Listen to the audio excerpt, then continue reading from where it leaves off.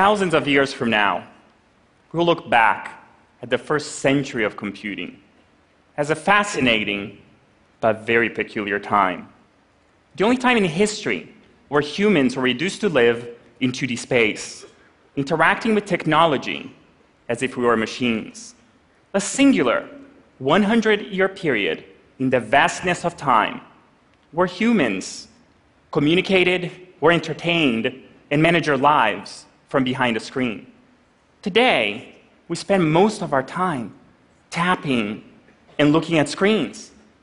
What happened to interacting with each other? I don't know about you, but I feel limited inside this 2D world of monitors and pixels. And it is this very limitation and my desire to connect with people that inspires me as a creator. Put simply, I want to create a new reality. A reality where technology brings us infinitely closer to each other. A reality where people, not devices, are at the center of everything. I dream of a reality where technology senses what we see, touch, and feel. A reality where technology no longer gets in our way, but instead embraces who we are.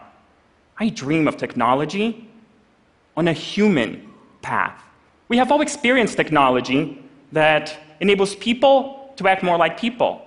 Products that enable natural interactions, voice controls, or biometrics. This is the next step in the evolution. This is Microsoft HoloLens, the first fully untethered holographic computer. Devices like this will bring 3D holographic content right into our world, enhancing the way we experience life beyond our ordinary range of perceptions. Now, I'm not thinking about a distant future. I'm talking about today. We are already seeing car companies like Volvo designing cars differently with HoloLens.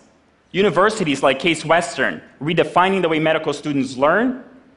And my personal favorite, NASA is using HoloLens to let scientists explore planets holographically. Now, this is important. By bringing holograms into our world, I'm not just talking about a new device or a better computer. I'm talking about freeing ourselves from the 2D confines of traditional computing. Put it this way, temporally adjusted, we're like cave people in computer terms. We barely discovered charcoal and started drawing the first stick figures in our cave. Now, this is the perspective I apply to my work every single day. And now for the next few minutes, I invite all of you to apply this same perspective to the journey ahead of us. Now, as I put this HoloLens on, let me explain the setup a little bit. It's probably the most risky demo we have ever done on any stage with HoloLens, and I can't think of a better place to do it than here at TED. Momentarily, I'm going to be seeing holograms right on this stage, just as clearly as I can see all of you. Now, at the same time, we have also this special camera that just walked in on stage, so that all of you can share in this experience with me up on all the monitors. So let's start our journey. And what better place to begin our journey than in the computer cave of 2D? Let's explore the world all around us with this new lens and understand the computer world from a brand new perspective. The computer universe is both marvelous and primitive. It's a universe based on causality. As developers, we dream the different causes, and then we program the different effects. Double-click on an icon, that's a cause. Open application, that's an effect. Now, when we compare this to our physical universe, it is overly constraining because our universe is not digital. Our universe is analog. Our universe doesn't think in terms of 0 or 1, true or false, or black or white. We exist in a world governed by quantum physics, a universe of 0 and 1, both at the same time. A reality based on infinite probabilities and shades of gray. You can see how these two worlds collide. So why are screens so pervasive in our analog life? We see screens from the moment we wake up to the moment we fall asleep. Why? I think it's because computers give us superpowers. Within the digital universe, we have the power to displace space and the power to displace time. It doesn't matter if you're using technology for entertainment, productivity, or communication. Think of it this way. Let's all go home tonight and watch our favorite show on television. This is theater, time and space displaced. As soon as I'm done with this TED Talk, I'm going to immediately call my lovely family in Seattle. That's displacement of space. Now, these are such great superpowers that we put up with the two-dimensional limitations of our current digital world. But what if we didn't have to? What if we could have these same digital powers in our world? You can already see glimmers of this, but I believe our children's children will grow up in a world devoid of 2D technology.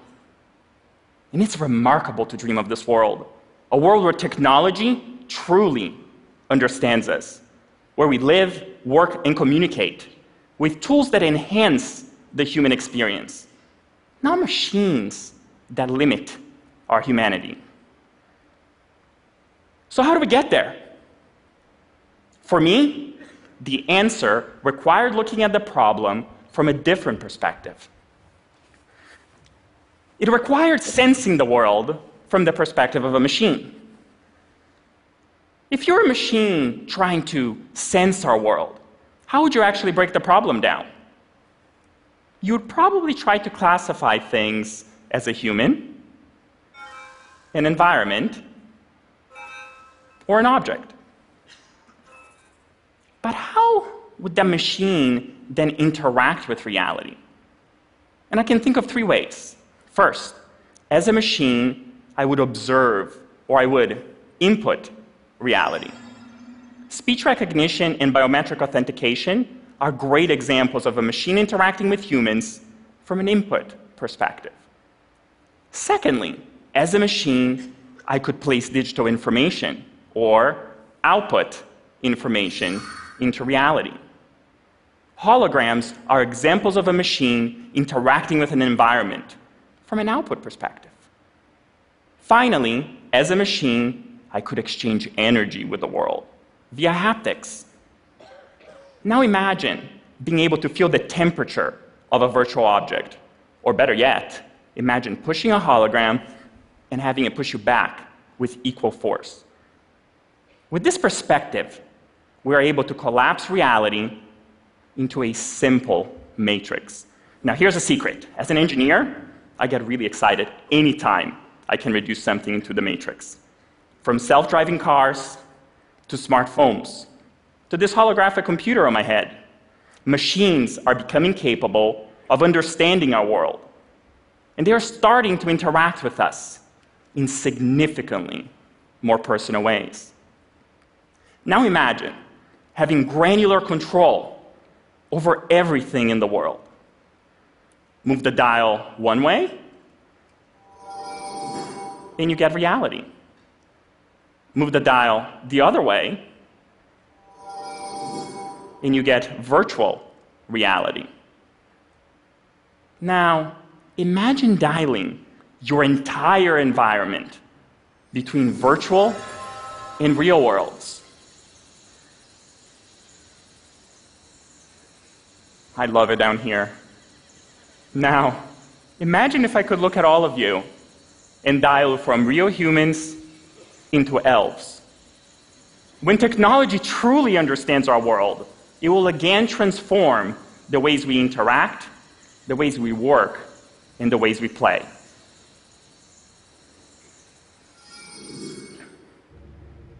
Less than half a century ago, 2 courageous men landed on the moon, using computers that were less powerful than the phones in your pockets.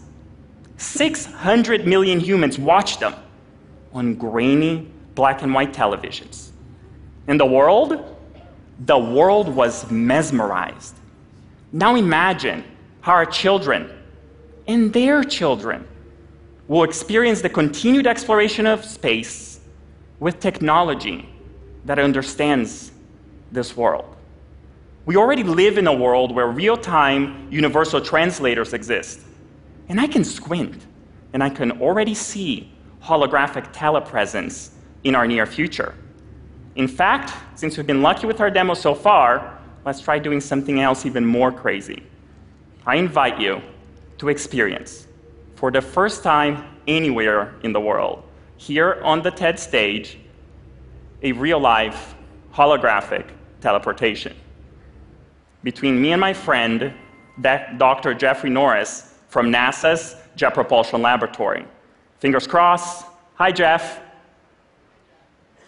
Hey, Alex. Whew, that worked. How are you doing today, Jeff? Doing great. I've had an awesome week. So can you tell us a little bit, Jeff, about where you are? Well, I'm actually in 3 places. I'm standing in a room across the street, while I'm standing on this stage with you, while I'm standing on Mars, 100 million miles away. Wow, 100 million miles away. This is crazy. Can you tell us a little bit more about where all this data from Mars is coming from? Absolutely. This is a precise holographic replica of Mars, built from data captured by the Curiosity Mars rover that I can explore as easily as a place on Earth. Humans are natural explorers. We can instantly understand an environment just by being present in it. We've built tools like our Mars rover to extend our vision and lengthen our reach, but for decades, we've explored from a seat behind screens and keyboards. Now, we're leaping over all of that, over the giant antennas and the relay satellites and the vastness between worlds, to take our first steps on this landscape as if we were truly there. Today, a group of scientists on our mission are seeing Mars as never before. An alien world made a little more familiar because they're finally exploring it as humans should. But our dreams don't have to end with making it just like being there. When we dial this real world to the virtual, we can do magical things. We can see in invisible wavelengths or teleport to the top of a mountain. Perhaps someday, we'll feel the minerals in a rock just by touching it. We're taking the first steps, but we want the whole world to join us in taking the next, because this is not a journey for a few, but for all of us. Thank you, Jeff. This was amazing. Thank you so much for joining us on the TED stage today.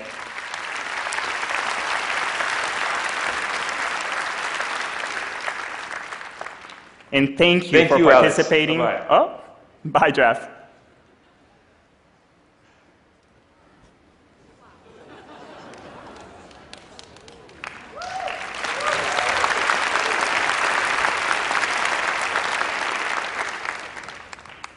I dream about this future every single day. I take inspiration from our ancestors. We used to live in tribes where we interacted, communicated, and worked together. We are all beginning to build technology that will enable us to return to the humanity that brought us where we are today. Technology that will let us stop living inside this 2D world of monitors and pixels and let us start remembering what it feels like to live in our 3D world. It's a phenomenal time to be human. Thank you.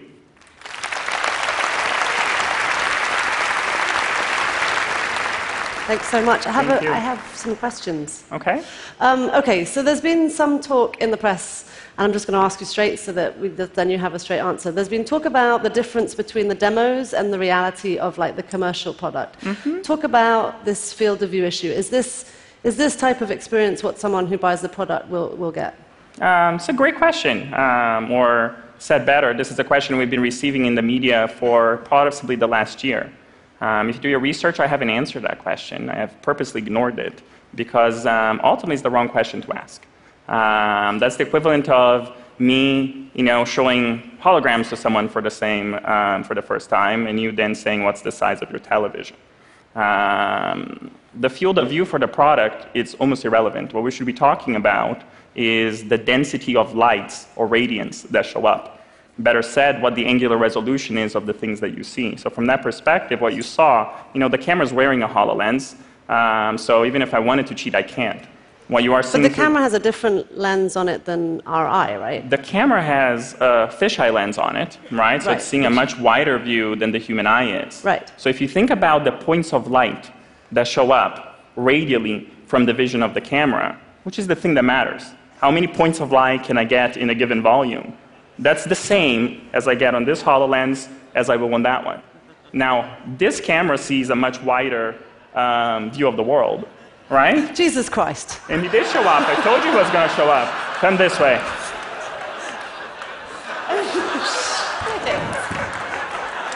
There's holographic Jeff Norris. I knew something was happening, but I really wasn't sure. So in short, to be super crisp, the camera that you see on the screen has a wider field of view than the human eye, but the angular resolution of the holograms that you see, the points of the points of light per unit of area, are actually the same. So you spent, Jeff, I'll get to you in a minute. I don't look quite, yeah. So you spent a lot of time mapping the stage. So That's right.